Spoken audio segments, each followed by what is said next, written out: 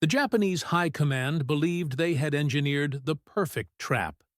After 6 months of unbroken victories across the Pacific, Pearl Harbor, the Philippines, Malaya, Singapore, Hong Kong, it seemed nothing could halt the Imperial Navy's momentum.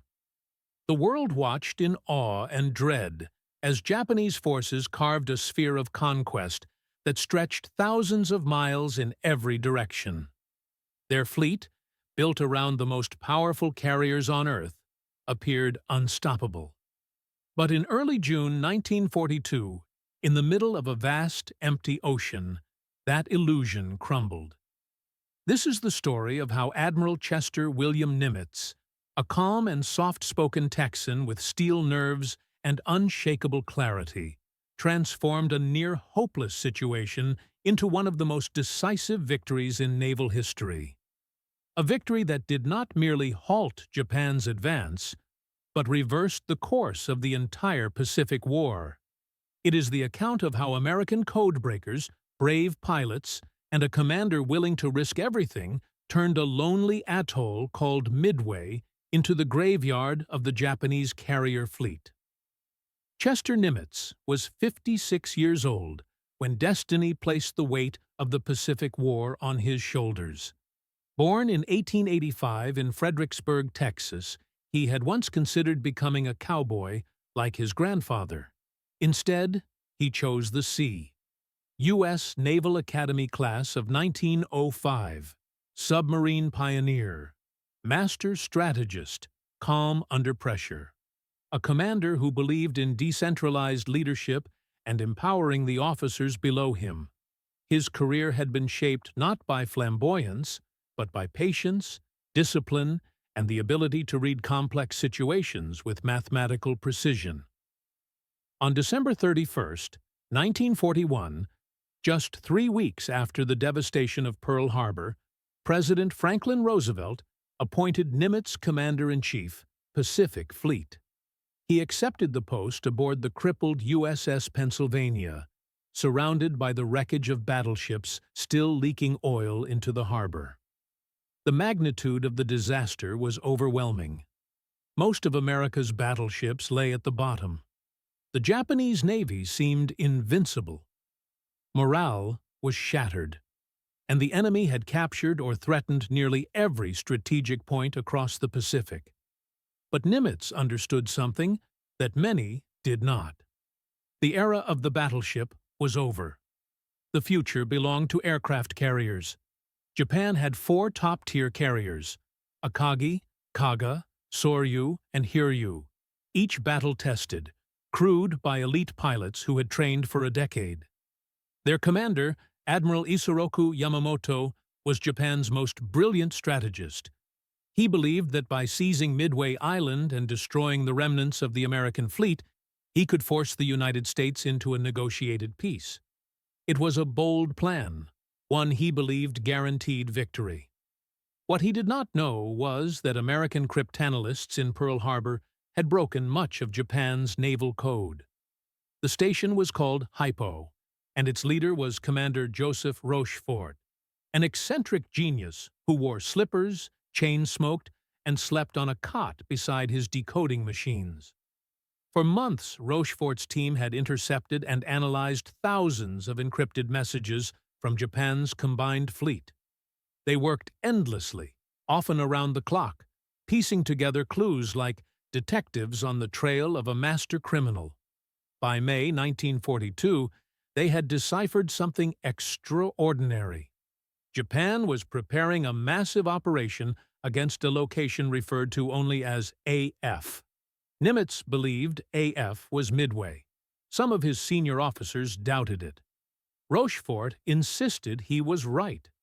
To confirm the suspicion, Nimitz authorized a clever deception.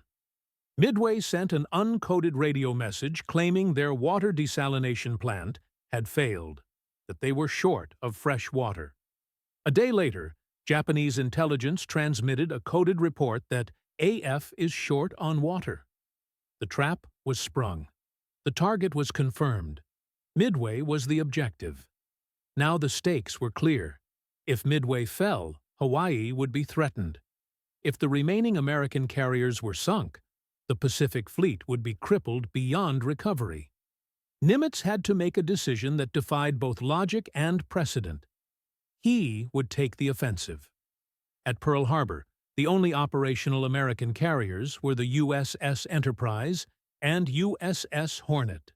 The USS Yorktown had been badly damaged in the Battle of the Coral Sea and was expected to need months of repairs. Nimitz refused to accept that. He ordered the Navy Yard to work around the clock. Welders, engineers, and sailors labored for 72 continuous hours. By the end, the Yorktown, still bleeding oil and with internal bulkheads scorched, was declared seaworthy. Not perfect, not fully repaired, but capable of fighting. It was enough. America would field 3 carriers against Japan's 4. 3 against 4. Fewer planes, less experience. Pilots barely trained. Ships still damaged. But Nimitz understood what Yamamoto did not. He knew the Japanese plan. And in war, knowledge is a weapon more powerful than guns or armor. He deployed his carriers northeast of Midway, far from the location Japan expected. They would strike by surprise, not react defensively.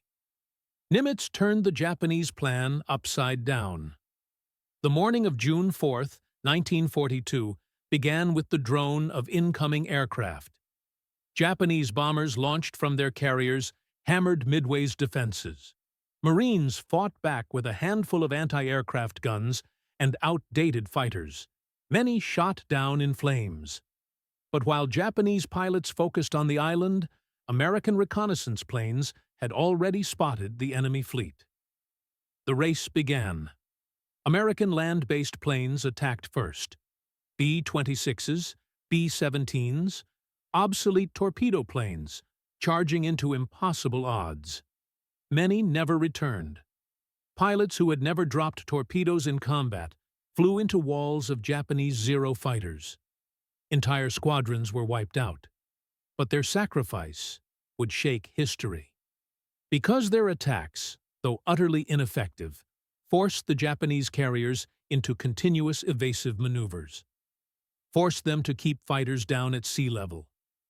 Forced them to delay their final strike. And most importantly, made their decks chaotic. When the Japanese commander, Vice Admiral Chuichi Nagumo, decided to rearm his planes with land bombs instead of anti-ship torpedoes, the hangar decks became filled with fuel hoses, half-loaded weapons, open bomb crates, and crews rushing to switch munitions. Japanese carriers were ticking bombs, and they did not know it. At 10:22 a.m., the world changed.